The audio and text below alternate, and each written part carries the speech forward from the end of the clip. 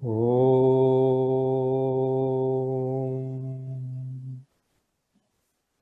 ओम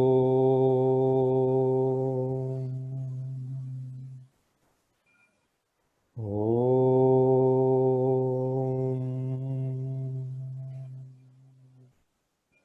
गुरुर्ब्रह्मा गुरुर्विष्णु गुरुर्देवो महेश्वरः गुरु साक्षात् परब्रह्म तस्मै श्री गुरवे नमः।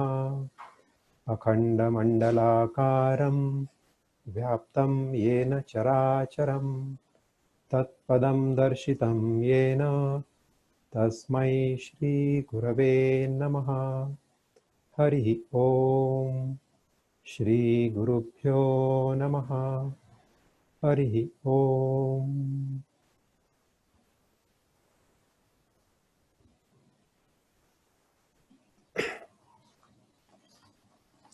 गुरु परंपरा को वंदन करते हुए जिन्होंने ये ज्ञान हम तक पहुंचाया और हम ये आगे लेके जा रहे हैं, उन सबको प्रणाम करके हम आज का क्लास शुरू करेंगे। तो भक्ति योग में तत्व हम देखेंगे कि भक्ति का तत्व क्या है। देखो, लोग तो बोलते हैं नवविधा भक्ति करना है और ये ऐसा है वैसा है, ये अर्पण करो, फल दो फल दो। भगवान क्या बोलते हैं, मुझे आप अगर एक पन्ना भी दे दो पेड़ का तो भी मैं बड़े प्यार से खा लूंगा, उसको इससे ज्यादा कोई अपेक्षा नहीं है। फिर भक्ति योग क्या है? तो भक्ति योग में भगवान क्या बोलते हैं, देखो एक उन्होंने फिर से एक हमको लिंक दे दिया इधर कि अभ्यास से ज्ञान श्रेष्ठ है, ज्ञान से ध्यान श्रेष्ठ है और ध्यान से कर्म फल त्याग श्रेष्ठ है, क्योंकि त्याग से आप तात्काल परम शांति प्राप्त करते हो या मुझे प्राप्त करते हो। तो ये हम देखेंगे। देखो, सिर्फ अभ्यास मतलब अभी सिर्फ हम अगर पढ़ रहे हैं तो ये सिर्फ पढ़ना ठीक नहीं है। तो ज्ञान श्रेष्ठ है। ज्ञान का मतलब क्या? पढ़ने के बाद उसको समझ लेना। तो ये समझ तो ले लिया। फिर ज्ञान से भी क्या श्रेष्ठ है? ध्यान। आपने समझ लिया कि मैं नो बड़ी हूं या तो मैं ईश्वर हूं, मैं शून्य हूं, लेकिन बस इतना समझ कर काफी नहीं है, आपको 15 मिनट का मेडिटेशन ध्यान भी करना है। लेकिन ध्यान से भी श्रेष्ठ कुछ है। क्या? कर्म फल का त्याग। मतलब क्या? देने के भाव से कर्म करना। अपने पूरे दिन भर का कर्म आप देने के भाव से करते रहो, ये भगवान ने सबसे श्रेष्ठ बात बताई है। और ये भक्ति योग क्या है उसके आगे बताते हैं कि मेरे साथ एक होना ये सिर्फ भक्ति से ही पॉसिबल है। तो सिर्फ भक्ति से आप मेरे साथ एक हो सकते हो। तो ये तो बात सही है। देखो, आपको मालूम है पीतांबर शब्द का अर्थ क्या होता है? पीतांबर शब्द का अर्थ होता है पीत रंग का अंबर, यानी कि वस्त्र। तो इसे कहते हैं पीतांबर। तो क्या हम उसको पीला पीतांबर कहेंगे? नहीं। पीतांबर शब्द का ही अर्थ यह है कि पीले कलर का वस्त्र। तो पीला पीतांबर कहने का जरूरत नहीं है। उसी तरह से भक्ति का है। तो आप सिर्फ भक्ति से ही मेरे साथ एक हो सकते हो, इसका मतलब क्या है? क्योंकि भक्त शब्द का अर्थ ही एक होना है। देखो, दो शब्द है, एक शब्द है भक्त और एक है विभक्त। देखो, पार्टनरशिप होती है दो पार्टनर की और फिर बाद में वो विभक्त हो जाते हैं। मतलब क्या हो गए? वो पार्टनर सेपरेट हो गए। तो विभक्त का मतलब अलग होना। तो विभक्त से उल्टा है भक्त। तो भक्त का अर्थ क्या हो गया? एक होना। कितना आसान है। देखो, भक्ति मुश्किल नहीं है। भक्त का मतलब समझ लो, सिर्फ भक्त का मतलब है एक होना। किसके साथ एक होना? घर के साथ एक होना, बच्चों के साथ एक होना, ऑफिस के साथ एक होना, या भगवान के साथ एक होना। तो भक्त का मतलब है ईश्वर के साथ एक होना। फिर ये ईश्वर के साथ एक होने के लिए कौन सी साधना करना है, कौन सी पूजा करना है? तो वो यहां पर भक्ति योग में वो क्या बोलते हैं, जो सिर्फ मेरे लिए कर्म करता है। मैंने परसों आपको बोला था कि भगवान क्या कर रहे, एक एक स्टेप आगे जा रहे। सबसे पहले उन्होंने क्या बोला? देने के भाव से कर्म करो, चलो दूसरों का फायदा हो इसलिए कर्म करो। फिर क्या बोल रहे हो? दूसरों में मुझे देखो। और अभी क्या बोल रहे हैं? सिर्फ मेरे लिए कर्म करो। मतलब जो भी कर्म कर रहे हैं ना, आप ये भाव से करो कि ये कर्म मैं ईश्वर के लिए कर रहा हूं। और सामने अगर आप ईश्वर देखेंगे, आपके ग्राहक में ईश्वर देखेंगे, आपके पति में ईश्वर देखेंगे, आपकी पत्नी में ईश्वर देखेंगे। देखिए बहुत जरूरी है। अगर यहाँ पर कोई जेंट्स बैठे हैं तो वो भी समझ लेना कि पति ने भी अपनी पत्नी में ईश्वर देखना बहुत जरूरी है। ऐसा नहीं है सिर्फ पति परमेश्वर है, ये बहुत जरूरी है कि अपनी पत्नी में भी परमेश्वर है। तो आप जब दूसरों में परमेश्वर देख के अपने काम करेंगे, उनको अर्पण करेंगे, तो वो भक्ति है। ये यहाँ पर भक्ति का व्याख्या उन्होंने दिया है। तो भक्ति योग बहुत आसान है। आपके सभी कर्म, आप सभी लोगों के अंदर, सभी प्राणी मात्रों के अंदर और सभी इस पंच महाभूतों के अंदर ईश्वर देख के आप जो भी कर्म करते रहेंगे वो क्या है? भक्ति है। जब आप ये ठान लेते हैं अपने मन में कि मैं पोल्यूशन नहीं करूंगा, तो वो भी एक भक्ति है। क्यों? क्योंकि आप इस पंच महाभूतों को कुछ देना चाहते हैं। जब आप कहीं जाके सफाई करते हो, रास्ते के ऊपर गिरा हुआ कोई पत्थर उठा के बाजू में रखते हो, तो वो भी भक्ति है। आप कोई नदी में जाके उसकी सफाई करते हो, कहीं समंदर के किनारे कूड़ा कचरा पड़ा हुआ है, वो उठा के आप कचरा कुंडी में जाके डालते हो, वो भी एक भक्ति है। क्योंकि उस भक्ति से आप क्या कर रहे हो? इस पंच महाभूत की सेवा कर रहे हो। तो सेवा सिर्फ व्यक्ति की या प्राणी मात्र की नहीं होती, ये तो ये पंच महाभूतों की भी होती है। इस तरह से भगवान ने इस पहले 12 अध्याय में हमें अलग अलग योग दिए हैं कि क्या करना है, वो करने से क्या होता है। ये दो चीजें उन्होंने स्पष्ट की। अभी रही आखिरी बात कि क्यों करना है। क्या करना है और क्या होता है ये तो हमको अभी तक पता चला, लेकिन क्यों करना है इसका मतलब क्या कि उसके पीछे साइंस क्या है। Why I should do like this only, इसके अलावा और कुछ क्यों नहीं। तो इसके पीछे का साइंस जो है ये 13वें अध्याय से आगे आता है। तो अभी 13वें अध्याय में उन्होंने अभी साइंस बताना शुरू किया कि क्षेत्र क्या है और क्षेत्रज्ञ क्या है। तो देखिए ये शब्द बड़े बड़े होते हैं, लेकिन इसके अर्थ बड़े सामान्य होते हैं, क्योंकि संस्कृत में सब बन गया ना, तो इसीलिए हमें थोड़ा मुश्किल लगता है। तो क्षेत्र का मतलब खेती, आसानी से अगर आसान वर्ड उसका दिया जाए तो खेती, या तो मराठी में बोलते हैं हम उसे क्षेत बोलते हैं, हिंदी में खेती बोलते हैं। तो ये क्षेत्र होता है। और क्षेत्रज्ञ मतलब क्या? ये क्षेत्र को जानने वाला, ये खेती को जिसका ज्ञान है, ये खेत का, ये संसार रूपी ये खेत है, और इसके अंदर हम कौन है? हम क्षेत्रज्ञ हैं। हम ये खेती कर रहे हैं यहाँ पर, तो हम ये क्षेत्र से अलग है। खेती और हम अलग नहीं है, क्षेत्र और क्षेत्रज्ञ अलग है। तो ये क्षेत्र को जो जानता है उसे क्षेत्रज्ञ कहा है। लेकिन जब अभी देखिए कि हमारे लिए यहां पर क्षेत्र क्या हुआ है? ये शरीर हमारा क्षेत्र हुआ है। पृथ्वी, पानी, अग्नि, वायु, आकाश। पृथ्वी, आप, तेज, वायु, आकाश, ये क्या हो गए? पंचमहाभूत हो गए। तो ये शरीर उन पंचमहाभूतों से बना है, तो ये एक क्षेत्र हो गया। आपको आजू बाजू में जो दिख रहे हैं पंचमहाभूत, वो एक क्षेत्र हो गया। और तुम्हारे अंदर जो मन है, जो बुद्धि है और जो अहंकार है, ये तीनों मिलके 5 और 3 8 मिलके क्षेत्र बन गया। और ये क्षेत्र को जानने वाला जो है वो क्षेत्रज्ञ है। बस इतना ही ये अध्याय के अंदर बताया है। अब ये होता क्या है? ये जो क्षेत्रज्ञ है, ये जो जानने वाला है, ये इस क्षेत्र को ही मैं समझ के बैठता हूं। जैसे कि ये शरीर को ही मैं राजन समझकर बैठता हूं, ये अज्ञान है। और ज्ञान क्या है? ज्ञान तो ये समझना है कि मैं इससे कुछ अलग हूं। तो अलग है मतलब कौन है? तो अलग है इसका मतलब ये राजन की आत्मा है, ऐसा समझना नहीं है। वो भी क्या है? एक गलत फहमी है। समझना ये है कि वो जो अलग है वो परमात्मा है, उसने ये रूप धारण किया है, ये समझना ही ज्ञान है। तो देखिए इसके अंदर ही थोड़ा और विस्तार से समझाया जाए तो ये सृष्टि का निर्माण कैसे हुआ। सबसे पहले तो सबसे पहले जैसे कि हमारे साइंटिस्ट बताते हैं बिग बैंग थियरी, तो क्या हुआ था, सबसे पहले एक बहुत बड़ा स्फोट हो गया, मतलब आज का शास्त्र कहता है।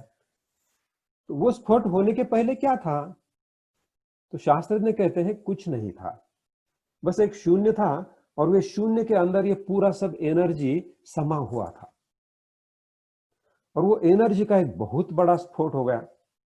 और वो इतना बड़ा स्फोट था, उसके अंदर से जो मैंने आपको बताया 1.5 लाख करोड़ गैलेक्सीज का निर्माण हुआ, जो हमें मालूम है, इससे ज्यादा भी हो सकते हैं। और फिर एक एक गैलेक्सी में 10-10 हजार करोड़ सूरज रहे हैं। तो इतना बड़ा निर्माण एक सुई का अग्रज के अंदर ये कैसे समा सकता है, लेकिन समाया था। सुई का अग्रज भी तो बहुत बड़ा है, हम तो कह रहे हैं शून्य में था वो जो शून्य में था उसे अव्यक्त प्रकृति कहा जाता है। साइंटिस्ट ये जो कहते हैं ना ये शून्य में था, ये व्यक्त नहीं था, इसका मतलब क्या था, वो प्रकृति थी लेकिन वो व्यक्त नहीं थी, वो अव्यक्त थी, तो उसे अव्यक्त प्रकृति कहा गया है। और वो अव्यक्त प्रकृति के परे जो है वो परमात्मा है। देखिए वो शून्य जो है, वो जो शक्ति है, वो भी ईश्वर नहीं है, उसके परे जो अव्यक्त है उसे सनातन अव्यक्त भाव कहा जाता है, या तो अक्षर कहा जाता है, वो परमात्मा है। फिर अभी उसके बाद क्या हो गया, ये जो प्रकृति थी, मतलब ये प्रकृति और परमात्मा ये दोनों अनादि है। वो जो शून्य के अंदर वो जो पूरी एनर्जी भरी हुई है ना, 1.5 लाख करोड़ गैलेक्सीज की जो एनर्जी एक शून्य के अंदर भरी हुई है, वो रही अव्यक्त प्रकृति, और उसके परे जो है परमात्मा। ये दोनों अनादि है, इनका अंत नहीं है। फिर हुआ क्या, एक बहुत बड़ा स्फोट हो गया जिसे हम बिग बैंग कहते हैं, और वो स्फोट से प्रकृति व्यक्त हो गई, और ये प्रकृति व्यक्त होने के बाद 24 तत्वों की निर्मित हो गई।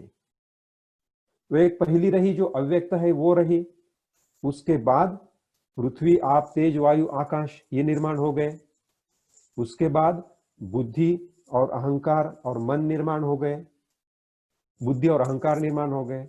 फिर उसके बाद ये पंच ज्ञानेन्द्रिय, पंच कर्मेंद्रिय, 5 विषय, ये ऐसे सब मिलके 24 तत्वों की निर्मित हो गई, और उसे हम कहते हैं व्यक्त प्रकृति।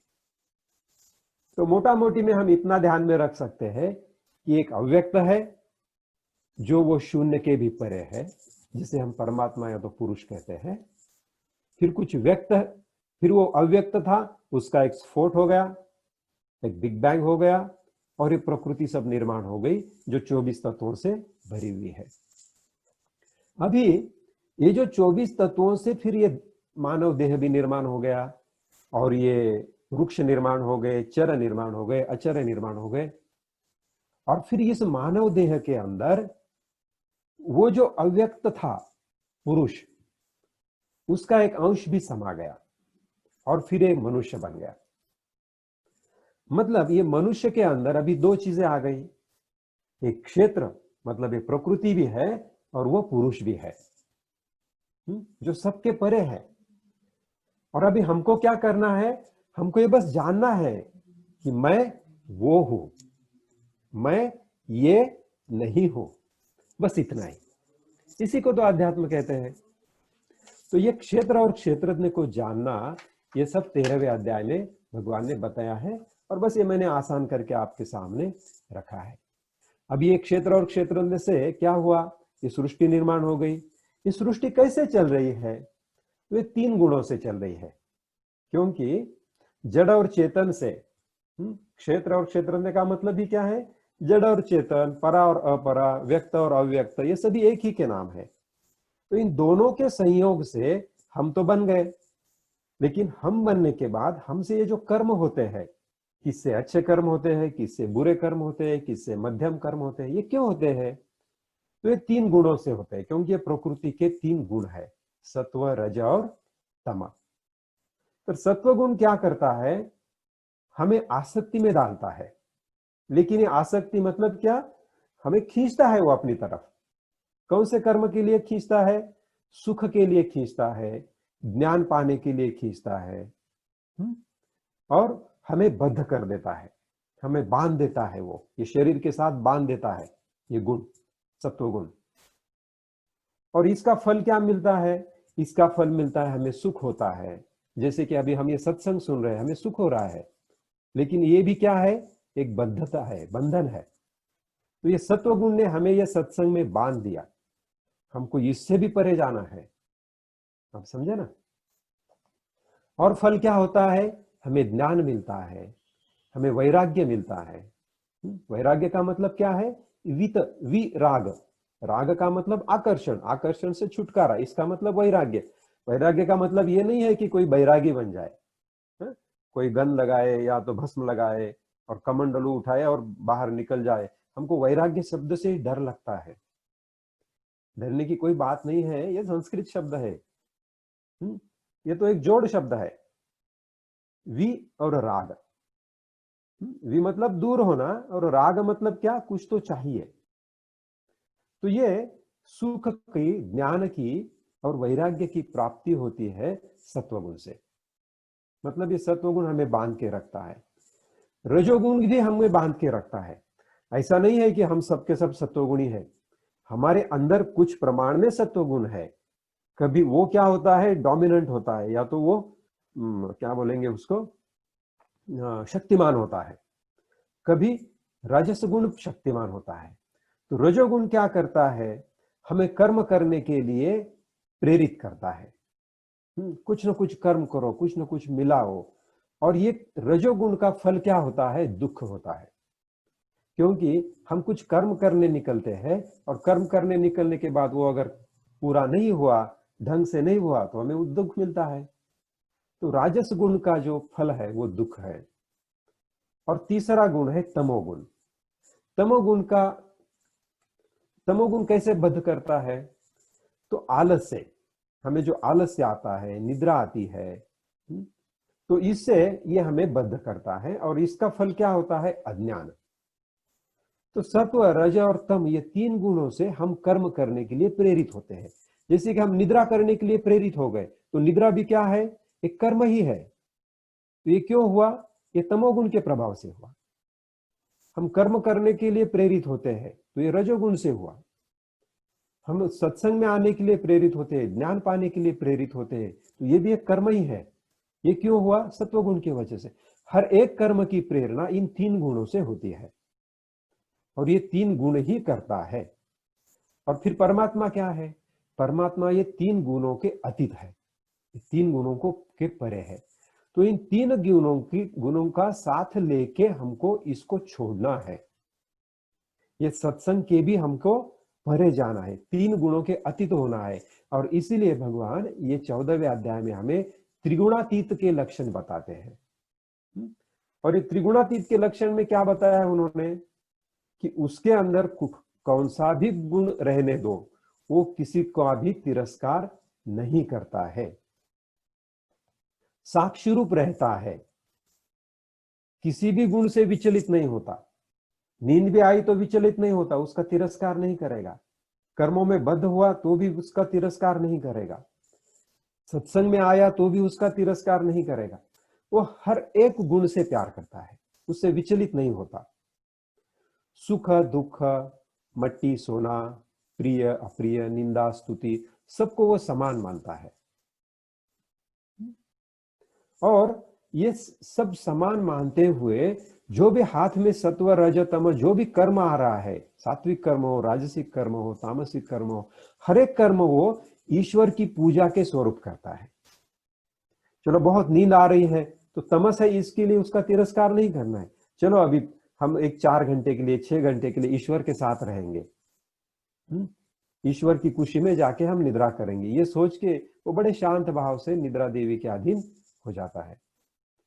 तो हर एक कर्म ईश्वरार्पण करने के लिए, इति ईश्वरार्पणम अस्तु, हर एक ग्रंथ में लिखा रहता है। देखो पूरा होने के बाद क्या करते हैं स्वामी जी या तो ऋषि जी, मुनि जी, वो जो भी आपने किया है वो सब ईश्वर को अर्पण करते हैं। मेरा इसमें कुछ नहीं है, ये जब सब है मैं भगवान को अर्पण कर रहा हूं। तो इसी तरह से ये त्रिगुणातीत व्यक्ति, तीन गुणों के जो अतीत है, वो सब कामों का श्रेय, सब कामों का फल भगवान को अर्पित कर देता है।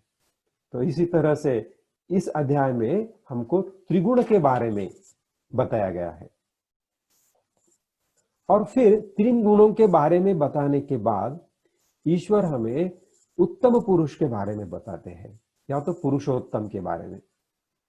तो देखिए, ये संसार को एक वृक्ष की उपमा इस अध्याय में दी है। ये वृक्ष है और ये वृक्ष को तीन मूल है। कोई भी वृक्ष को नीचे मूल होता है, जमीन के अंदर गड़ा हुआ। तो ये वृक्ष को अहंता, ममता और वासना, ऐसे तीन मूल है।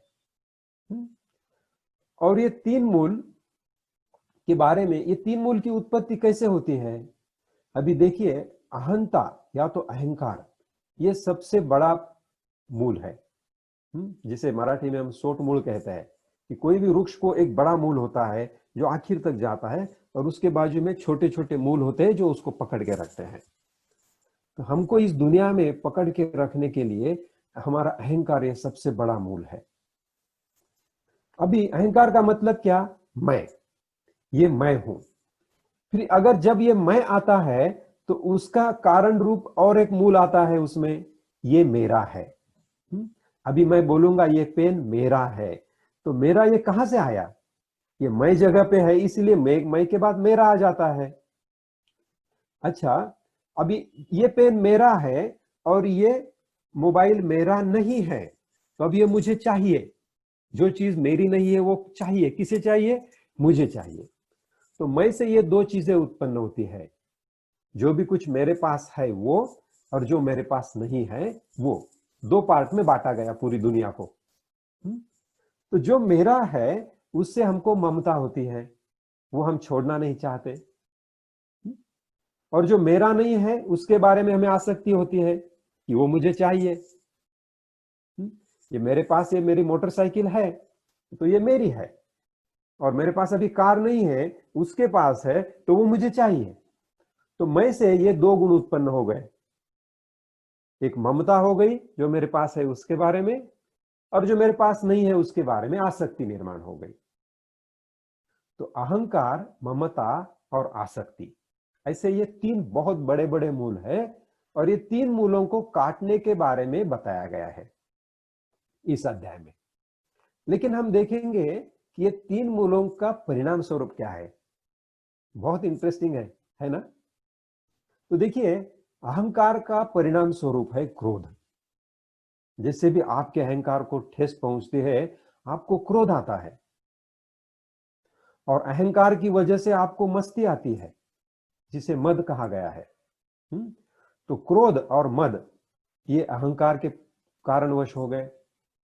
अच्छा, ममता, जो मेरी वस्तु है उसके बारे में मुझे प्रेम होता है, तो इसी प्रेम को लोभ कहा जाता है।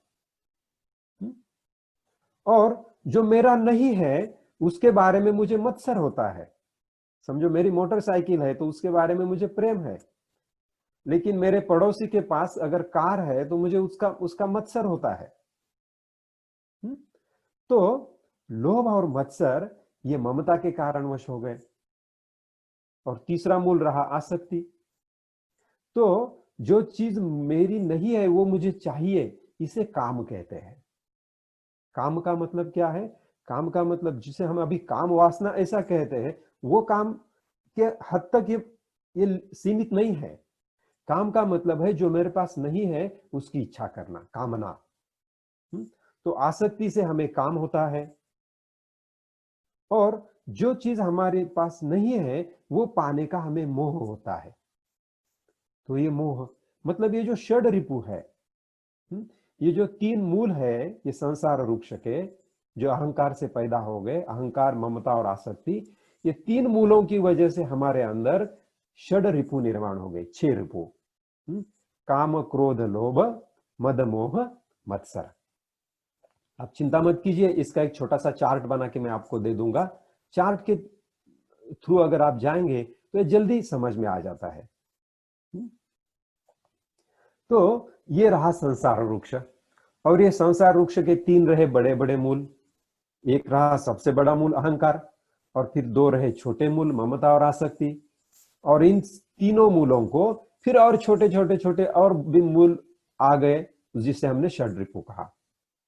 ये 6 और 3 9 चीजों से हमारा वृक्ष क्या हुआ है, इस संसार रूपी जमीन में पक्का गड़ गया है। और इसके लिए ये जो सबसे बड़ा मूल है अहंकार, उसी को काटने के लिए गीता जी पहले दिन से प्रयत्न में लगी हुई है, काम में लगी हुई है। सबसे पहले तो उन्होंने हमें ज्ञान दिया सांख्य योग कि मैं कौन हूं, मैं कौन हूं, ये देने से मेरा अहंकार कम हो गया। फिर दूसरा भी उपाय दे दिया कि देने के भाव से काम करो, कर्मयोग, फिर भी अहंकार कम होते चला। फिर हमें सांख्य योग देने के बाद, कर्मयोग देने के बाद भक्ति ध्यान योग दिया कि शून्य भाव में जाके 15 मिनट की साधना करो, वहां पर भी अहंकार कम हो गया। और फिर भक्ति योग दिया कि भगवान को अपने आप को अर्पण करो, वहां पर भी अहंकार शून्य हो गया।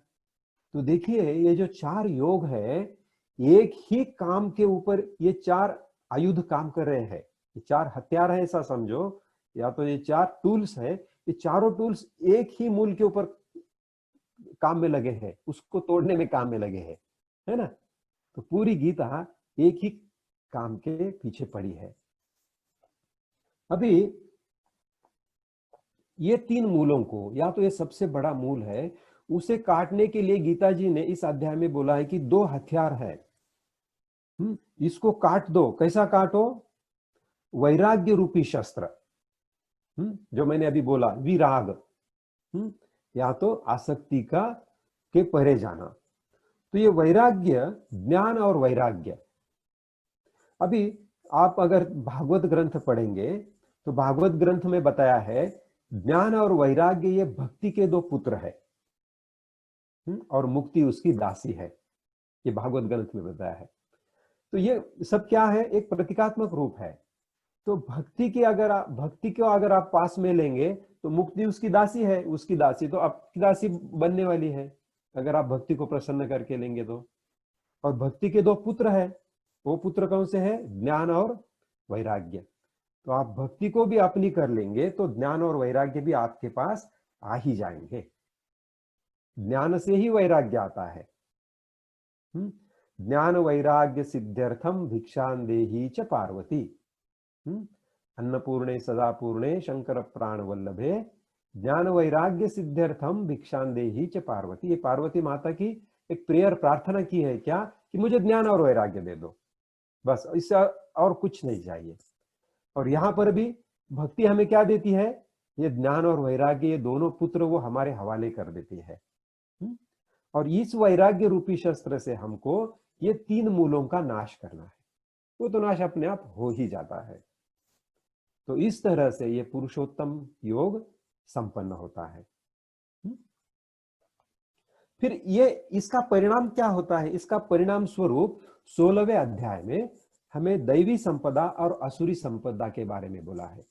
क्योंकि जैसे ही आप भक्ति योग के से आगे जाते हैं और ये क्षेत्र क्षेत्रज्ञ जानते हैं, अहंता ममता वासना, ये ऐसे जो ये दृढ़ जैसे मूल है, वो मूलों को आप काटते हैं, तो आपको दैवी संपदा प्राप्त होती है। फिर ये दैवी संपदा क्या है और आसुरी संपदा क्या है, इसके बारे में बड़े विस्तार से विवरण किया है। लेकिन हम यहां पर बस इतना देखेंगे कि दैवी संपत्ति ये मुक्तिदायक है और आसुरी संपत्ति बंधन कारक है। और पहले दिन से मैंने आपको 2-3 बार समझाया कि ये मुक्ति का शास्त्र है, ये बंधन से मुक्ति देने वाला शास्त्र है। अकर्मैव मोक्षः, ये अकर्म का शास्त्र है। तो बस 16वें अध्याय में हमें दैवी और आसुरी संपदा के बारे में विस्तार से बता दिया। तो ये क्या है कि ये शास्त्र बात बता रहे हैं, भगवान हमको बता रहे हैं कि ये कैसे काम करता है, हाउ दिस टेक्नोलॉजी वर्क्स, वो सब डिस्क्रिप्शन दिया है 13वें अध्याय के आगे, जिससे हमारी बुद्धि को क्या है ना, बुद्धि ऐसी होती है कि वो 100 शंका निकालती है। तो वो पूरी शंका आपने निकालना ही नहीं, इस तरह से वो क्या कर रहे हैं, उस पूरे शंकाओं का समाधान कर रहे हैं। अर्जुन प्रश्न पूछते जा रहा है और भगवान उसके शंकाओं का समाधान करते जा रहे हैं। फिर अभी और 3 गुणों के ऊपर आ गए कि कुछ 5 चीजें हमारे जीवन में बड़े महत्वपूर्ण होती है, 5 अंग। और ये पूरे 5 अंग भी 3-3 प्रकार के होते हैं, राजसिक, तामसिक और सात्विक। तो 5 अंग कौन से है महत्वपूर्ण अंग? एक तो हमारी श्रद्धा, ये सात्विक श्रद्धा होती है, राजसिक श्रद्धा होती है, तामसिक होती है। सात्विक श्रद्धा मतलब क्या है कि हम ईश्वर की पूजा करते हैं, हम ज्ञान के तरफ खींचे जाते हैं। राजसिक श्रद्धा क्या होती है? वो कर्मों के तरफ खींचा जाता है, राक्षसों की तरफ खींचा जाता है। और तामसिक श्रद्धा भी होती है, वो उसे बोला है कि भूत और प्रेत गणों के तरफ वो खींचा जाता है। इसका मतलब क्या है? तमस के बारे में उसके अंदर प्यार होता है। भोजन भी 3 प्रकार का बताया गया है। श्रद्धा के बाद भोजन, क्योंकि हमारे जीवन का एक महत्वपूर्ण अंग वो भी है भोजन। और उसके बारे में हमने दूसरे दिन ही बड़े विस्तार में देखा है कि सात्विक भोजन, राजसिक भोजन और तामसिक भोजन। तो भोजन के भी 3 प्रकार है। फिर कर्मों के भी 3 प्रकार है, राजसिक, सात्विक और तामसिक। उसे भगवान ने यज्ञ कहा है। तो यज्ञ का मतलब यज्ञ कर्म, हम जो भी कर्म करते हैं वो यज्ञ है। तो सात्विक यज्ञ कौन सा होता है? फल की इच्छा नहीं रखते हुए जो भी आप कर्म करते हैं उसे सात्विक यज्ञ बोला गया है। और वही तो हमने सीखा है पिछले 5 दिनों में कि हम ऑफिस जाएंगे, हम अपनी दुकान जाएंगे तो अपना कर्म करेंगे। और कौन से भाव से करेंगे? फल की इच्छा नहीं रखते हुए, देने के भाव से। तो वो हो गया सात्विक कर्म। सात्विक तप भी होता है। तप का मतलब क्या? साधना। हम दिन भर कर्म करते हैं, उसके बाद साधना भी होती है, ध्यान करेंगे, आप मेडिटेशन करेंगे। वो भी क्यों करेंगे? किसी फल की इच्छा नहीं रखते हुए जो भी आप तपश्चर्या करते हो वो क्या है? सात्विक तपश्चर्या है। देखिए, आप देखते हैं गंगा किनारे जाओ तो भस्म लगा के कुटी में बड़े साधु बैठे रहते हैं। हमें पता नहीं वो किस लिए बैठे हैं, लेकिन वो जो तरह का शरीर को कष्ट देने वाला जो तप है वो तामसिक कष्ट कहा जाता है, तामसिक तप कहा जाता है। तो ईश्वर ने, भगवान ने, श्री कृष्ण जी ने गीता में स्पष्ट रूप से कहा है कि शरीर को तप देने वाला, त्रास देने वाला तप आपको नहीं करना है। फिर सात्विक तप रहा। फिर दान भी 3 प्रकार का बताया गया है। तो दान भी, सात्विक दान कौन सा होता है कि जिस आदमी का आपके ऊपर कुछ उपकार नहीं है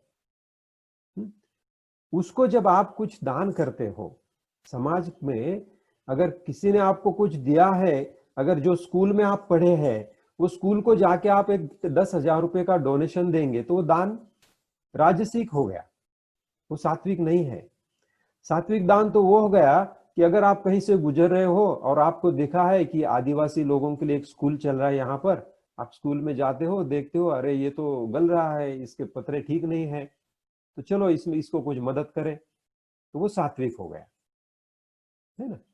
दोनों भी ठीक है, अपने वाले स्कूल को भी देना ठीक है, लेकिन जिसने आपके ऊपर उपकार नहीं किया है उसके लिए जो आप दान करते हो वो कौन सा हुआ? सात्विक दान हुआ।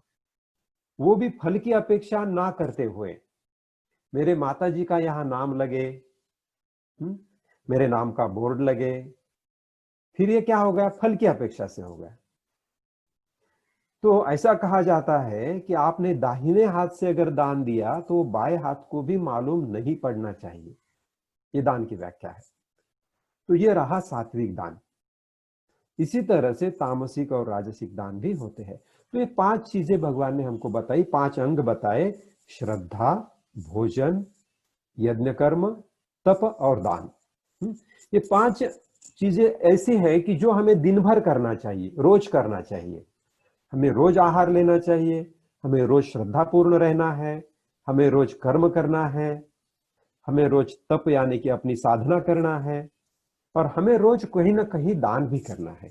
जो भी, अगर हमें दान का मतलब देखिए ये नहीं है कि रास्ते के ऊपर आप अगर कार में जा रहे हो और कोई बच्चा आके आपके आगे हाथ फैलाता है तो उसके हाथों में 5 रुपया 10 रुपया रखते जाना रोज, इसे दान नहीं कहा गया है। ये भी तामसिक दान हो सकता है। देखो, ये भी अभी आजकल एक बिजनेस बन चुका है।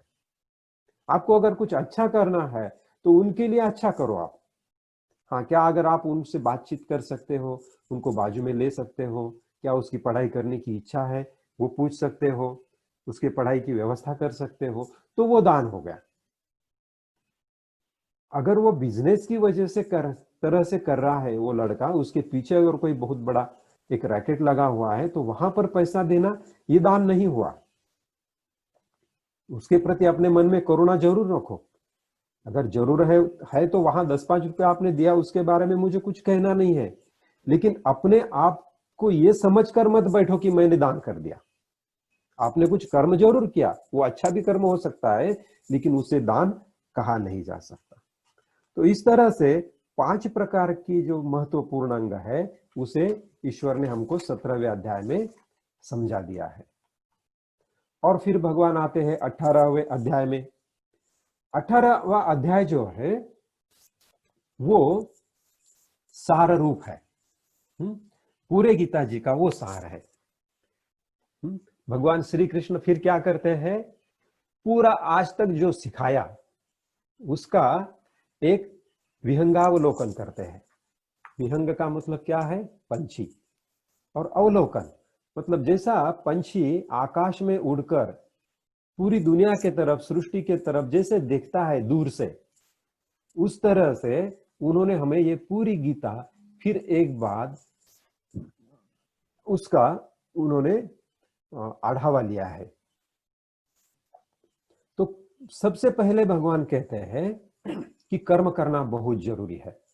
देखिए अभी हम फिर शुरू से शुरुआत कर रहे हैं कि कर्म करना बहुत जरूरी है, कर्म छोड़ना नहीं चाहिए। देखिए हमारे भारतवर्ष में 2 टाइप के कल्चर्स है। एक है ऋषि कल्चर और दूसरा है सन्यास कल्चर। तो मूल रूप में जब श्री कृष्ण जब ये पृथ्वी के ऊपर थे, तब हमारे सृष्टि में ऋषि कल्चर था। मतलब ऋषि कल्चर का मतलब क्या, देखिए हम जो है ना सभी शब्द ऐसे ही आंखें बंद करके इस्तेमाल करते हैं। हम कहते हैं ऋषि, मुनि, सन्यासी, हमें ऐसा लगता है सब एक है। ऐसा नहीं है। ऋषि का मतलब होता है कि जो व्यक्ति जिसने ज्ञान प्राप्त कर लिया, जिसने ईश्वर को समझ लिया, जो वो स्थिति में चला गया, और वो स्थिति में चला जाने के बाद जो विवाहित हो गया, उसको पता हो गया कि मैं ईश्वर हूं और मेरी पत्नी ये भी ईश्वर है, चलो दोनों मिलके क्या करें, कुछ सृजन करें। देखिए जब ईश्वर ने यह सृष्टि निर्माण कर दी, तब उसने ब्रह्मदेव को कहा कि अभी सृष्टि का सृजन करो। तो सृजन करना कोई बुरी बात नहीं है, लेकिन फिर यह गैर समझ फैलाया गया, नहीं ये सृजन की प्रक्रिया तो बड़ी गलत है, वैसा नहीं है। तो ऋषि ने क्या किया, ये ज्ञान प्राप्त करने के बाद उसने विवाह कर लिया, और विवाह करने के बाद वो अच्छे कामों में जुट गया, ज्ञान वो बांट रहा है। फिर उसने बड़े बड़े आश्रम खोल दिए, आश्रम के कार्यों में उसकी ऋषि पत्नी उसे मदद कर रही है, और वो आश्रम संभाल रही है। दोनों मिलके जंगल में जाके बस गांव के थोड़ा सा दूर एक आश्रम शुरू किया। ऋषि और ऋषि पत्नी वहां पर दोनों काम कर रहे हैं। फिर गांव से राजा के बच्चे, व्यापारी के बच्चे, और वहां काम करने वाले कर्मियों के बच्चे वहां पर आ रहे हैं ज्ञान सीखने के लिए, और वो शहर के परिजन भी वहां आ रहे हैं सत्संग के लिए, और ऋषि उन्हें ज्ञान दे रहे हैं। तो ये रहा ऋषि कल्चर। और ये ऋषि कल्चर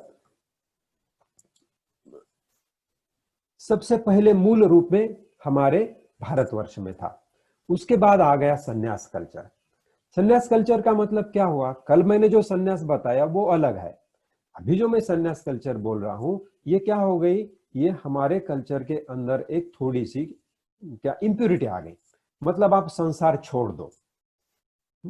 उस वक्त कुछ समय के लिए वो एक जरूरत हो सकती है कि समाज को सही रास्ते पर चलने के लिए कुछ लोगों के लिए संसार छोड़ के जाना जरूरी हुआ, लेकिन उसका मतलब ये नहीं कि वो करना आदर्श है। देखिए अगर हम सब लोग संसार छोड़ दे और हम सब लोग सन्यास धर्म क्या तो सन्यास कल्चर का आचरण करें, तो इस सृष्टि का सृजन कैसे होगा, है ना। वो तो बड़ी गलत बात हो गई। तो आदर्श क्या है? सन्यासी आदर्श है या ऋषि आदर्श है? ऋषि आदर्श है। और हम सबको तो ऋषि बनना है। ऋषि का मतलब ये नहीं कि हमको जंगल में जाके आश्रम बनाना है। वो जंगल में इसलिए जाते थे कि थोड़ी शांति मिले और बहुत बड़ी जगह मिले, ताकि वो विद्यार्थियों को सिखा सके धनुष्य कैसे चलाना है और लड़ाई कैसे करना है, कुश्ती कैसे करना है। और उसके बाद अलग अलग मंत्र तंत्र ये सिखाना है। तो इसके लिए जगह की जरूरत होती है। गांव के बाहर चले गए, इसे जंगल कहा गया। लेकिन हमें ऐसा कोई आश्रम खोलने की जरूरत नहीं। हमारा घर ही आश्रम में परिवर्तित हो सकता है। आश्रम का मतलब क्या? जहां पर आश्रय दिया जाता है उसे आश्रम कहते हैं। तो अतिथि देवो भव, जो भी आपके घर में आया है, जिसको आश्रय की जरूरत होती है, उसको आपने आश्रय दिया तो आश्रम बन गया। तो पुराने जमाने में हमारे भारतवर्ष में होटल नहीं थे, लॉजेस नहीं थे, हमको खाना खरीदना नहीं पड़ता था, अन्न प्रसाद गृह चलते थे, जो कि आज भी पंजाब में चलते हैं हर गुरुद्वारा में। इसीलिए आप देखिए सिख समाज में आपको कहीं भी भिखारी नहीं दिखेगा। सब तरफ मिलेंगे लेकिन सिखों में भिखारी नहीं मिलेंगे। क्यों? क्योंकि उन्होंने आश्वस्त कर दिया कि खाना तेरे लिए उपलब्ध है, चिंता मत कर, बस तू क्या कर, ईश्वर की साधना कर। तो इस तरह से ऋषि कल्चर में एक आश्रम बनाया। तो हमको हमारा परिवर्तन, हम जो अहंकार से ग्रस्त है उससे हमको ऋषि में, मतलब ज्ञान से, ज्ञान को पाकर हमारे घर का ऋषि और ऋषि पत्नी, हम पति पत्नी मिलकर क्या करें कि पूरी दुनिया के ऊपर प्यार करें, सबको अपना समझे। ये रहा ऋषि कल्चर। और इसीलिए आप जब, अब मेरी जो संस्था है जिसके लिए मैं काम कर रहा हूं, जिसके लिए हमारे मोहन जी काम कर रहे थे, उसका नाम है ऋषि संस्कृति। उस ऋषि संस्कृति का प्रसार करना है। और ये ऋषि संस्कृति का प्रसार कर रही है, इसीलिए इसे ऋषि संस्कृति विद्या केंद्र कहा गया है। तो गुरु जी का कहना है, ऋषि प्रभाकर जी का, कि आप हर एक व्यक्ति ऋषि हो सकता है। आप ऋषि है ही, बस आपको खुद को जानना है। तो ये कृष्ण भगवान ये अध्याय में बोल रहे हैं कि आपको कर्म छोड़ने का जरूरत नहीं है। आप ड्यूटी करो, सर्विस करो, दुकान करो, फैक्ट्री चलाओ, कर्म छोड़ने का जरूरत नहीं है। लेकिन ये कर्म फल का त्याग करके जरूर करना चाहिए। 5 और 6 श्लोक में कहते हैं कि फल का त्याग करो। फल का त्याग मतलब देने के भाव से करो। फिर उसके बाद वो ये भी बताते हैं कुशल कर्मों में आसक्त नहीं होना है और अकुशल कर्मों का द्वेष भी नहीं करना है। देखिए, अगर मैं बहुत बड़ा सर्जन हूं तो मैं वो कर्म में, मैं सर्जन हूं, ये कर्म में आसक्त नहीं होना है। ठीक है, मेरी सर्जरी मैं हॉस्पिटल में जाने के बाद करूंगा, लेकिन घर में आने के बाद मैं झाड़ू भी लगाऊंगा। अगर मेरी सोसाइटी में नीचे कहीं कचरा पड़ा हुआ है तो वो भी मैं उठाऊंगा। वो अकुशल काम रहा है, लेकिन उसका मैं द्वेष नहीं करूंगा। देखिए, भगवान को कितनी छोटी छोटी बातें हमको बोलना पड़ता है। वो कितने दयालु है। कितनी छोटी छोटी बातें वो हमसे कह रहे हैं, सजग कर रहे हैं हमें कि कुशल और अकुशल कर्म दोनों में भी आप बंधित नहीं होना है। आपने शरीर धारण किया है तो आप कोई भी कर्म छोड़ नहीं सकते, लेकिन कर्म के फल का त्याग करना ही असली त्याग है। कर्म का त्याग नहीं करना है। अर्जुन ने यही गलती कर रहा था। वो अर्जुन क्या कर रहा था? वो लड़ाई छोड़ के निकल जाना चाहता था। कृष्ण को बोल रहा था कि हे भगवान, मैं क्या करता हूं, ये लड़ाई मुझे नहीं चाहिए, मैं निकल जाता हूं, मैं संन्यास ग्रहण करता हूं, जंगल में जाता हूं, मुझे नहीं चाहिए, इनको मार के ये सृष्टि, ये पृथ्वी मुझे नहीं चाहिए। तब भगवान उसे समझा रहे हैं कि कर्म का त्याग करना ये ठीक नहीं है, कर्म के फल का त्याग करना है। आप देने के भाव से करो, आपको लड़ाई लड़ना है, आप देने के भाव से लड़ो, तो आप अपने आप कर्म फल से मुक्त हो जाएंगे। क्योंकि आप अगर देने के भाव से कर्म करेंगे तो आपको उसका फल भुगतना नहीं पड़ता है। अच्छा रहो बुरा रहो, जो भी मिलता है वो आपको भुगतना नहीं पड़ता है। लेकिन अगर मुझे चाहिए ये भाव से अगर आप करते रहे तो वो कर्म का जो भला बुरा जो असर मिलेगा वो आपको खुद को भुगतना पड़ेगा। तो इस तरह से 18वें अध्याय में कर्म की आवश्यकता के बारे में उन्होंने पहले बताया। और फिर आगे चल के बताया ये कर्म स्वाभाविक होते हैं। स्वाभाविक मतलब क्या है? कर्म हमने देखा कि 3 गुणों से बनते हैं। सत्वगुण से कुछ कर्म आते हैं, रजोगुण से कुछ आते हैं, तमोगुण से कुछ आते हैं। अभी यहां पर आके वो हमको और भी कुछ कॉम्बिनेशंस बता देते हैं। जैसे कि घर के अंदर देखिए कुछ डब्बों के अंदर अलग अलग पदार्थ भरे हुए रहते हैं, और गृहिणी क्या करती है, उन पदार्थों का अलग अलग मिश्रण करके बड़े रुचिकर पदार्थ घर वालों को खिलाती है। वो पदार्थ वो डब्बे में भरे हुए नहीं है, उनसे वो बन गए हैं। तो इसी तरह से इन 3 गुणों से 5 प्रकार के व्यक्ति बन जाते हैं। तो पहला प्रकार है जो तमोगुणी प्रधान है। उससे भी निचला एक प्रकार है जिसे हम असुर कहते हैं। असुर या तो दूसरा शब्द है अस्पृश्य। देखिए अस्पृश्य शब्द का हमने गलत अर्थ लगाया है। जो अच्छा काम करते हैं उन लोगों को हम अस्पृश्य कहते हैं, ये बड़ा पाप है। जो रास्ता सफाई करता है, अगर कोई जानवर मर के पड़ा हुआ है तो उसको जो उठा के नदी किनारे लेके जाता है, उसका चमड़ा निकालता है, हमारे लिए जूते बनाता है, वो तो बड़ा जरूरी काम है, वो बड़ा महान इंसान है। मैंने आपको उस दिन भी समझाया। लेकिन हमने गलती ये कर बैठे, हम उसे अस्पृश्य कहने लगे। वो गंदा काम करता है लेकिन वो अस्पृश्य नहीं है। अस्पृश्य कौन है? जिसे हम नहीं चाहते।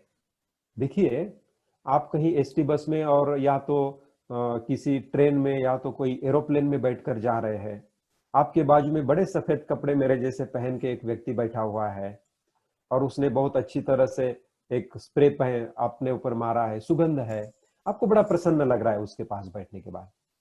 लेकिन थोड़ी देर के बाद आपको एक एसएमएस आता है गवर्नमेंट ऑफ इंडिया की तरफ से, बी अवेयर, आपके पास जो भी बैठा हुआ है वो एक जेब काटा है। उसने अपने नाखून के अंदर एक ब्लेड बिठाया है और वो आपकी जेब कतराई जा सकती है। क्या आप फिर भी उसके पास बैठना चाहेंगे? नहीं, आप उससे भाग जाना चाहेंगे, या तो उसे आप बोलेंगे अरे इसको पकड़ो, जेल में बंद करो। तो जेल में बंद करो इसका मतलब क्या हो गया? पूरे समाज से इसके बाहर डाल दो, कहीं 4 दीवारें लगा के, मतलब अस्पर्शता आ गई। स्पर्श का मतलब हाथ का स्पर्श नहीं है, ये क्या हो गया? ये एक भौतिक स्पर्श हो गया कि भौतिकता से इसको बंधित कर दो, स्पर्श। तो चोर, दरोडेखोर, जो मिलावट करने वाले व्यापारी होते हैं, और जो क्या बोलेंगे, भ्रष्टता पूर्वक जो राजनीति करते हैं, ऐसे लोगों की जगह कहां पर है? ऐसे लोगों की जगह जेल के अंदर है। तो जेल के अंदर जिसको रखा जाता है उसको हम अस्पृश्य कह सकते हैं, ना कि जो रास्ता सफाई करने आ रहा है, ना उसे हम कभी अस्पृश्य नहीं कहेंगे। तो ये असुर, गीता में उसको असुर कहा गया है। तो ये असुर या तो अस्पृश्यता, ये जो लोग हैं ये तो हमें चाहिए ही नहीं। या तो अगर उसमें कुछ है तो उसको हमें ऊपर उठाना है ज्ञान के साथ। लेकिन ये जो गुण है, ये गुणों की वजह से जो तमोगुण से जो प्रधान है, मतलब जिसमें आलस्य ज्यादा है, जो विश्राम करना चाहता है, जो जिम्मेदारी नहीं लेना चाहता, उसे शूद्र कहा है गीता में। और ये शूद्र का कार्य उन्होंने बताया कि ये सेवा देना चाहता है। देखिए हमारे समाज में भी ऐसे लोग होते हैं जो चाहते हैं कि मुझे कुछ गवर्नमेंट सर्विस मिली तो अच्छा है। कुछ लोग क्या करते हैं, गवर्नमेंट सर्विस छोड़कर कुछ उद्योग करना चाहते हैं। दोनों तरह के लोग होते हैं।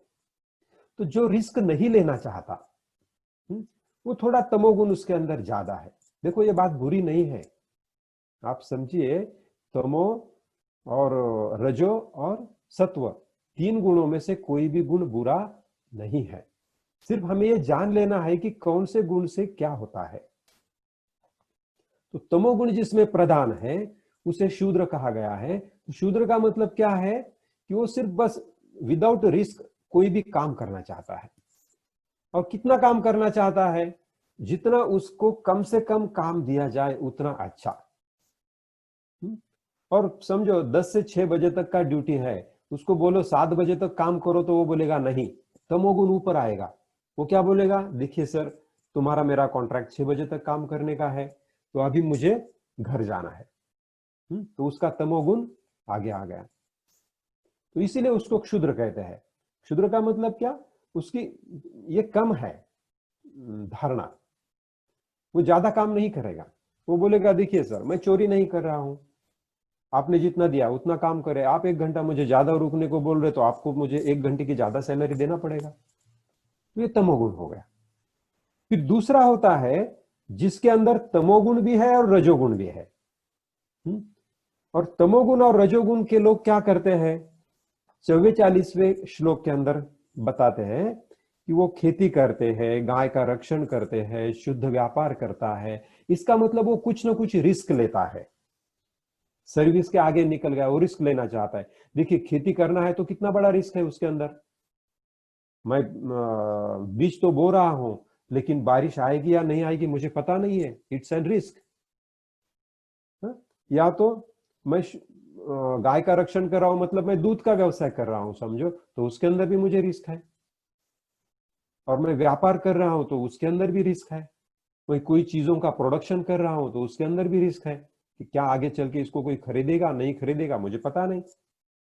तो इस तरह पे रिस्क लेके जो काम होता है वो रजोगुण प्रदान होता है, और उसके अंदर कुछ हद तक तमोगुण भी होता है। उसे वैश्य कहा गया है।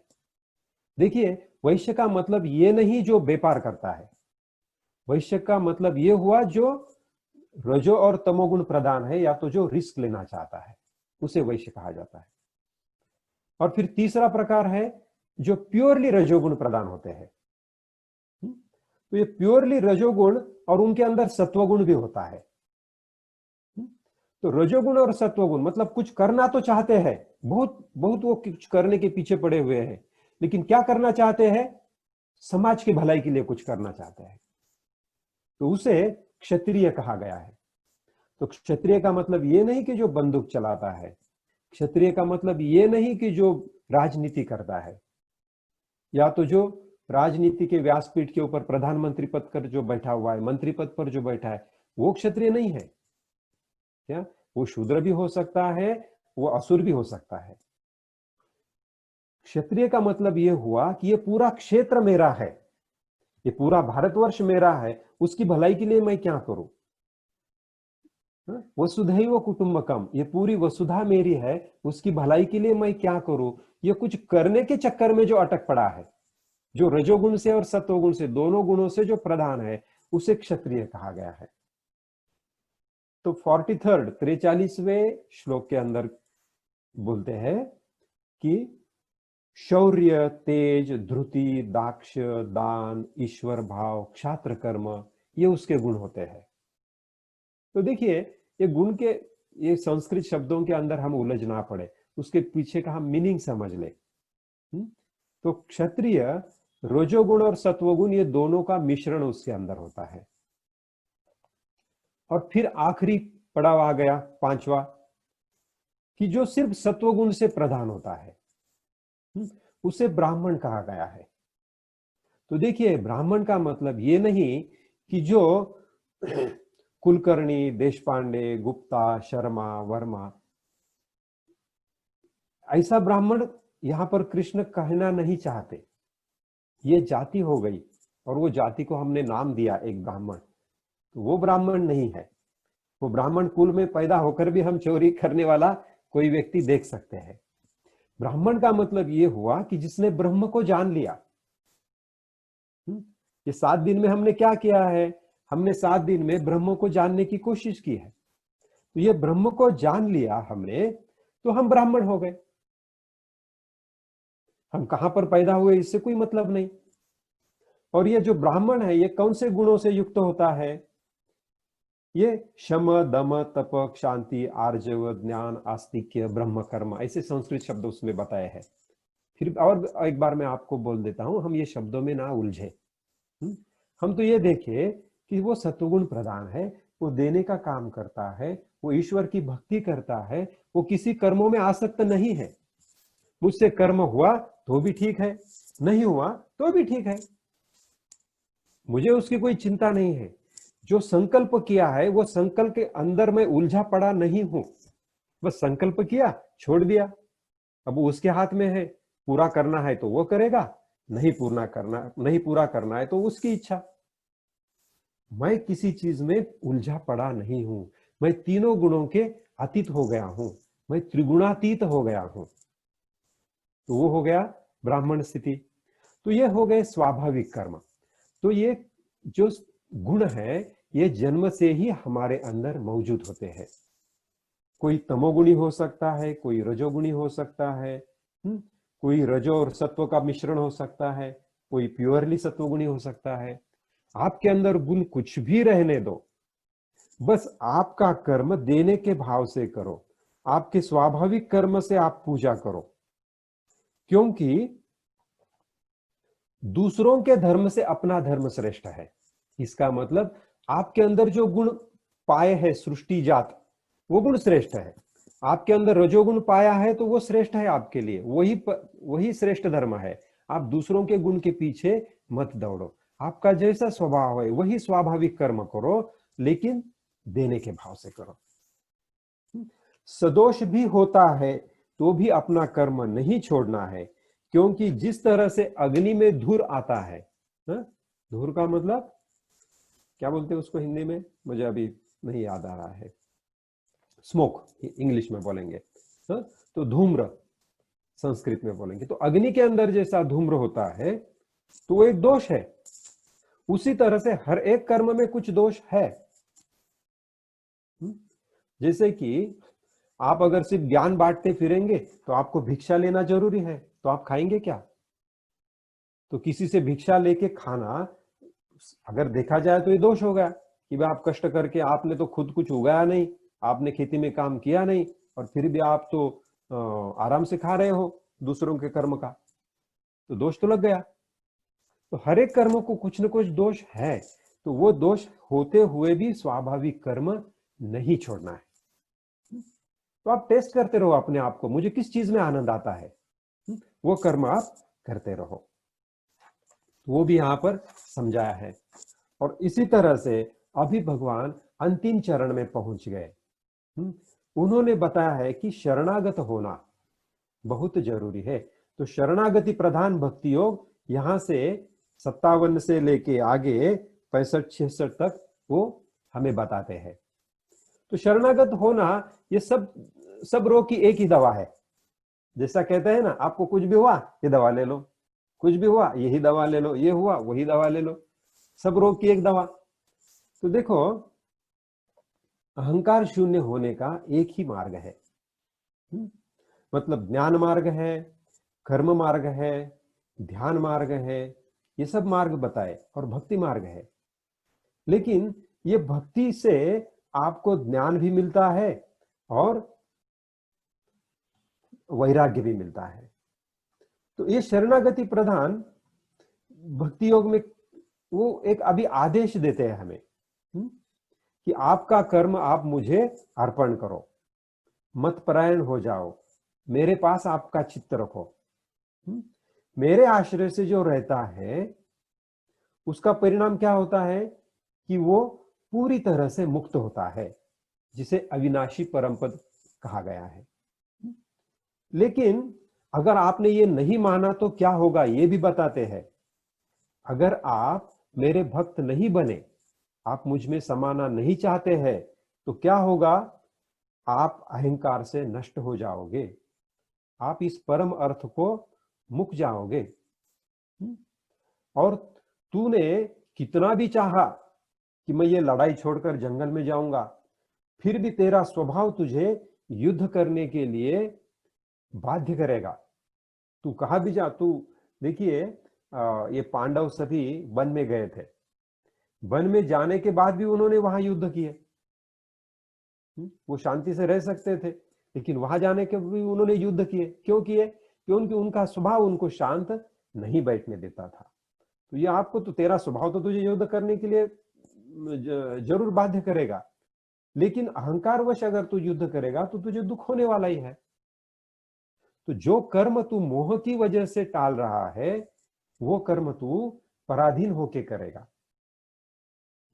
तो उसके वो चेतावनी दे रहे हैं, अंतिम अध्याय में वो चेतावनी दे रहे हैं कि अहंकार की वजह से ये सब हो सकता है। इसलिए तू क्या कर, अभी देखिए यहां बड़े मजेदार चीज आ गई है, थोड़े सावध होके आप सुन लीजिए। यहां 62वें श्लोक के अंदर वो कहते हैं, तुम सभी तरह से उस परमेश्वर को शरण जाओ। देखो, अब तक कह रहे थे मुझको शरण आओ, लेकिन यहां पर क्या कह रहे हैं, उस परमेश्वर को शरण जाओ। तो देखिए, ये बड़ी गुह्य बात है। कृष्ण जी का कहना है, मैं तो एक अवतार हूं। अवतार का मतलब क्या होता है, अव का मतलब नीचे, और अवत्रु, त्रु त्रु का मतलब तृण, तृण हम कहते हैं ना, तृण, तृण का मतलब गवत, नीचे। तो अव नीचे जो आता है, ऊपर से जो नीचे आता है उसे अवतार कहते हैं। तो कृष्ण भगवान तो एक अवतार थे, मतलब वो नीचे आ गए, मनुष्य रूप में आ गए। तो मनुष्य रूप में आ गए, इसका मतलब हमें ये कहना जरूरी नहीं है कि वो परम परमात्मा परमेश्वर कोई एक व्यक्ति है और उसने सोच लिया चलो अभी कृष्ण जी का हम रूप धारण करेंगे, और यहां आके वो रूप धारण किया। तो इसका मतलब आप वही सोच रहे हैं कि वहां भी कोई 2 हाथ 2 पैर और एक शरीरधारी कोई व्यक्ति बैठा हुआ है। ऐसा तो नहीं है, वो तो इन्फिनिटी है। वो इन्फिनिटी से ये जो मानव देह, जो अनेक सारे मानव बन गए, इसमें से एक कृष्ण भगवान थे, और उन्होंने ये परम तत्व को जान लिया। ये परम तत्व को इतना जान लिया उन्होंने कि वो उस परम तत्व के साथ एक रूप हो गए, वो खुद भगवान बन गए। और वो भगवान बनने के बाद फिर उन्होंने ये ज्ञान अर्जुन को दे रहे हैं, तो वो गुरु भी बन गए। तो कृष्ण अर्जुन के सिर्फ भगवान नहीं थे, वो गुरु भी थे। कृष्ण सिर्फ अर्जुन के गुरु नहीं, वो आपके भी गुरु है। तो आप उनको गुरु के रूप में भी देख सकते हो। ये जरूरी नहीं कि आप उनको एक सिर्फ भगवान के रूप में ही देखें। तो आप उनको गुरु के रूप में देखेंगे तो ये अभी गुरु का वचन आपको एक आदेश आ रहा है। वो आदेश क्या दे रहे हैं, कृष्ण गुरु रूप में जाके एक आदेश दे रहे हैं कि तू उस परमेश्वर को शरण जा। कहीं पर कहते हैं मुझको शरण आ, कहीं पर कहते हैं उस परमेश्वर को शरण जा। और फिर वो आपको अभी यहां पर फ्रीडम दे रहे हैं कि ये अति गोपनीय ज्ञान मैंने तुझको दिया, अब तुझे जो पसंद आता है वो कर। नंबर 63 क्या कहते हैं 63वें श्लोक के अंदर, कि अब तुझे जो करना है वो कर। देखिए, freedom is very very very important. और पूरा अध्यात्म क्या है, अगर कोई अध्यात्म आपको गुरु से बांध देता है तो अध्यात्म नहीं है, और वो गुरु भी गुरु नहीं है। गुरु तो वो है जो आपको फ्रीडम देगा, जो आपको सब बताएगा और बोलेगा जा तुझे जो करना है करो, मैंने तो ज्ञान देना था दे दिया।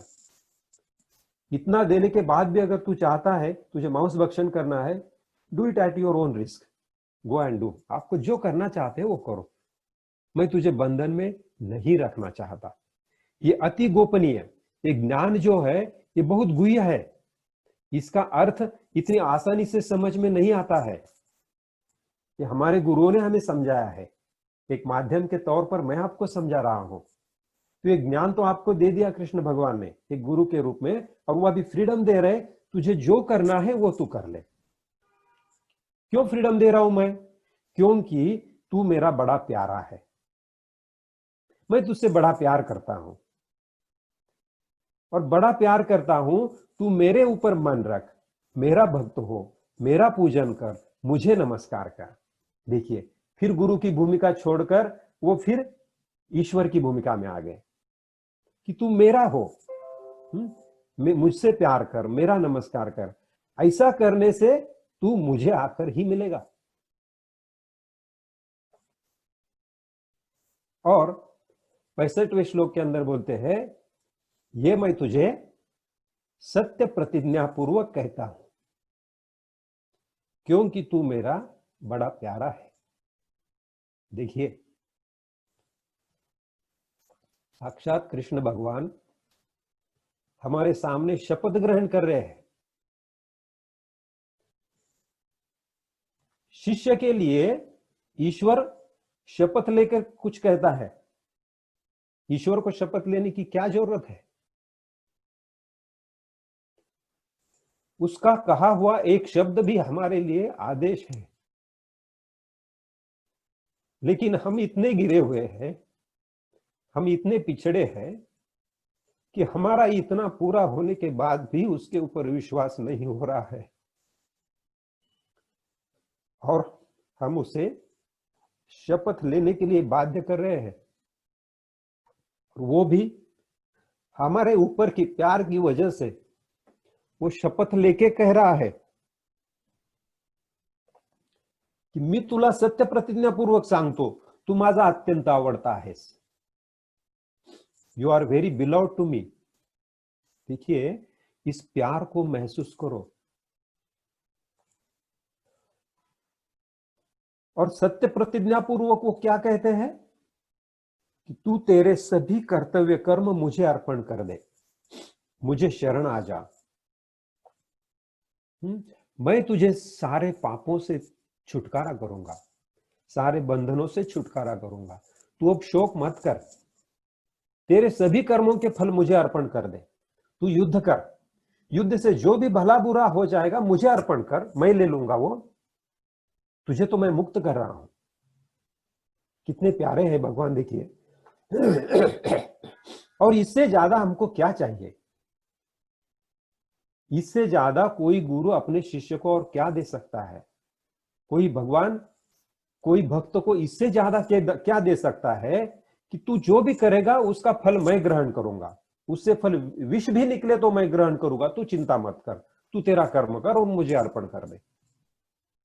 इतना आश्वस्त किया है, अर्जुन को आश्वस्त किया है, और अर्जुन के माध्यम से हम सबको आश्वस्त किया है।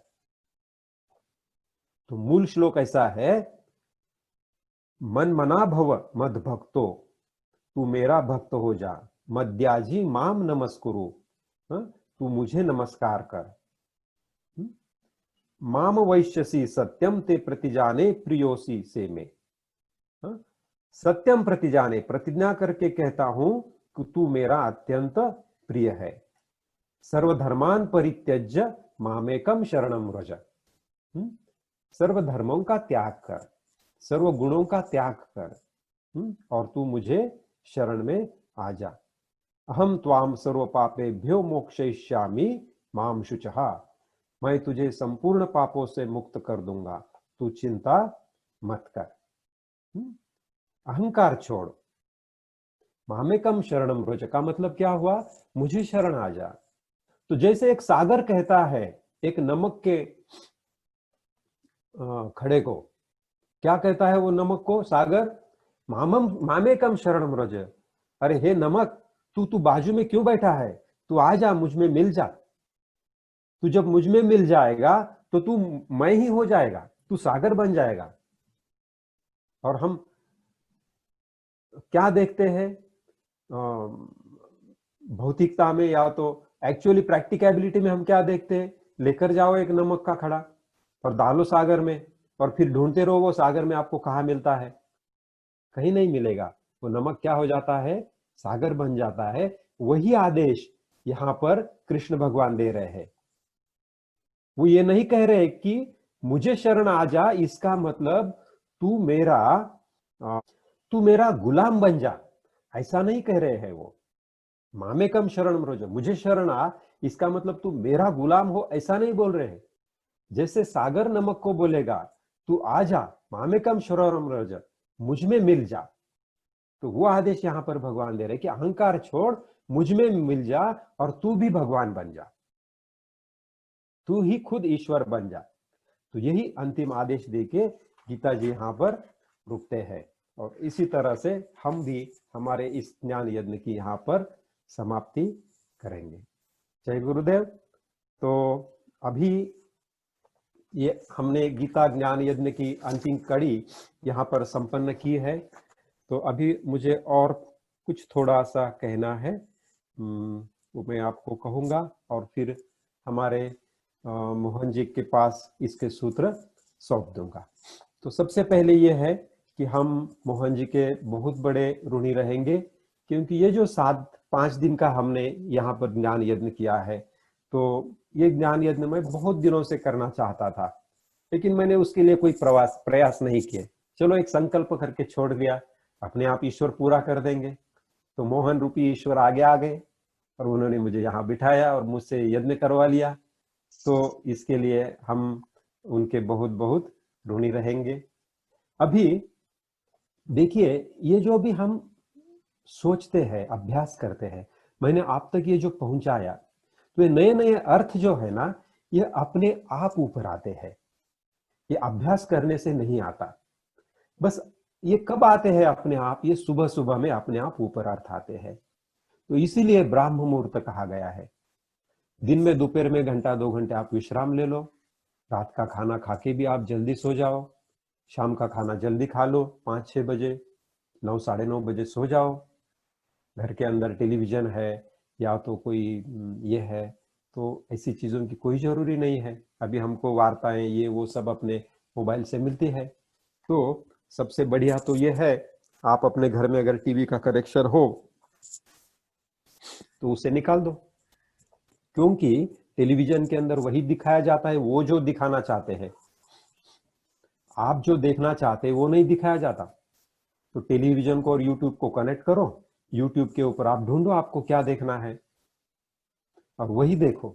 आपको सत्संग देखना है सत्संग देखो, न्यूजीलैंड देखना है न्यूजीलैंड देखो, समाचार देखना है समाचार देखो, आप जो देखना चाहते हैं वो देखो। तो इस तरह से आप जल्दी सो जा सकते हो। जल्दी सोने से फायदा ये होता है, आपको 3:30 4 4:30 बजे अपने आप आपकी नींद खुल जाती है। आपको उठना नहीं पड़ता, अपने आप नींद खुल जाती है। और अपने आप नींद खुलने के बाद थोड़ा शौच और ये करके शुद्धि करके, मुख शुद्धि करके आप गीता जी लेके बैठ जाओ, पढ़ो उसमें से। पढ़ते पढ़ते अपने आप कुछ अर्थ आपको आपके मन में आने लगेंगे, वो पेंसिल से वो अर्थ बाजू में लिखते जाओ। अभी ये व्याख्यान माला के लिए भी मैं वैसे ही करता था कि रोज रात में जल्दी सो जाना, सुबह में जल्दी उठना और देखना कि भाई आज हमको क्या लोगों से बात करना है सत्संग में। तो अपने आप कुछ अर्थ बनते थे और अपने आप एक ऐसी नोट बनती थी। ये आप देख रहे होंगे कहीं कहीं कुछ कुछ लिखा हुआ है, कुछ टाइप भी किया हुआ है, कुछ पेन पेंसिल से भी लिखा गया है बीच में। तो ये अपने आप अपने मन में आता है। तो जैसे मन में आया लिखते रहो। आपको किसी को प्रूव तो नहीं करना है अपने आप को कि मैं बड़ा पंडित हूं। तो ये सुबह का ब्राह्म मुहूर्त बड़ा अच्छा होता है अभ्यास के लिए, ये मुझे आपको बताना है। और क्यों अच्छा होता है? क्योंकि आपका जो ब्रेन है वो पूरी विश्रांति से बाहर आया है और वो पूरी ताकत से इसके ऊपर काम करने लगता है। सोच विचार भी है तो पूरी ताकत से वो करता है। और दूसरा आपका सबकॉन्शियस माइंड होता है ना, उसने रात के अंदर काम करके कुछ मीनिंग ढूंढ के रखे हुए रहते हैं, वो ऊपर आने लगते हैं। जैसे कमल खिलता है ना सुबह सुबह में, उस तरह से रात के अंदर सबकॉन्शियस माइंड ने जो भी सोच के रखा है वो ऊपर आता है। इसके बाद भी अगर कुछ अड़ गया तो मोहन जी है, मैं हूं, आप हमसे कांटेक्ट कर सकते हो। और देखिए इसके अंदर ऊपर मास्टरी करने का सबसे आसान तरीका है ये दूसरों को सिखाना। तो आप भी इसको सिखा सकते हो। हमारे लिए, हमने तो कोई सर्टिफिकेट नहीं पाया है दूसरों को सिखाने के लिए, बस ऐसे हम स्टडी करते गए, कुछ अर्थ उलझते गए, हम दूसरों को बताने लगे। तो आप भी क्या कर सकते हो, 4-5 फ्रेंड्स को, दोस्तों को, रिश्तेदारों को बुला सकते हो घर में और ये यज्ञ शुरू कर सकते हो। फिलहाल तो अभी ये जो कैसेट्स रिकॉर्ड हुई है, इसका ऑडियो है, वीडियो है, ये मुफ्त में आपके लिए उपलब्ध है। इसके ऊपर हमने कोई अधिकार गठित करके नहीं रखा है। आप जब भी चाहे मोहन जी को पूछिए, हम इसको थोड़ा एडिट करके आपको दे देंगे, आप इसका वीडियो प्ले करो। वीडियो प्ले करते वक्त एक व्यक्ति ने वहां पर गुरु स्थान ग्रहण करके बैठना है, 4-5 लोगों ने उसको सामने बैठना है, उसको प्ले करो स्टॉप करो, प्ले करो स्टॉप करो, बीच बीच में आपका भी विवरण दे दो, तो हो गया आपका यज्ञ। तो जब आप ये विवरण देते रहेंगे तब आपके मन में नए नए अर्थ आ जाएंगे और इससे आप इसके मास्टर बन जाएंगे। सब मिलके सिर्फ एक प्रेक्षक की तरह आप सुनेंगे ना, तो वो मास्टरी आपको नहीं आएगी। तो किसी को तो वहां गुरु स्थान ग्रहण करना है। तो इसी तरह से आप सप्ताह के रूप में इन वीडियो कैसेटों को प्ले करके ये ज्ञान को आगे लेते जाएंगे तो आप इसके अंदर खुद मास्टर बन जाएंगे और इसके लिए कोई किसी से सर्टिफिकेट पाने की जरूरत नहीं है, मुझसे कुछ परमिशन लेने की भी जरूरत नहीं है। तो इस तरह से ये मेरा आपके लिए एक अंतिम सुझाव या संदेश था, और फिर मिलते रहेंगे। सबका बहुत बहुत धन्यवाद। आप सबकी उपस्थिति की वजह से ये यज्ञ संपन्न हो सका और मुझे भी इसमें से कुछ नए नए अर्थ मालूम पड़े, और फिर मैं भी खुद की ये कैसेटें बार बार सुनता हूँ, क्योंकि ये जो भी बाहर आ रहा है ये मेरे से तो नहीं आ रहा है, ये तो कृष्ण भगवान कह रहे हैं। तो कृष्ण भगवान ने क्या कहा ये तो मुझे भी सुनना जरूरी है, तो इसको भी मैं बाद में बार बार सुनता हूँ। तो बहुत बहुत धन्यवाद। हरि ओम तत्सत।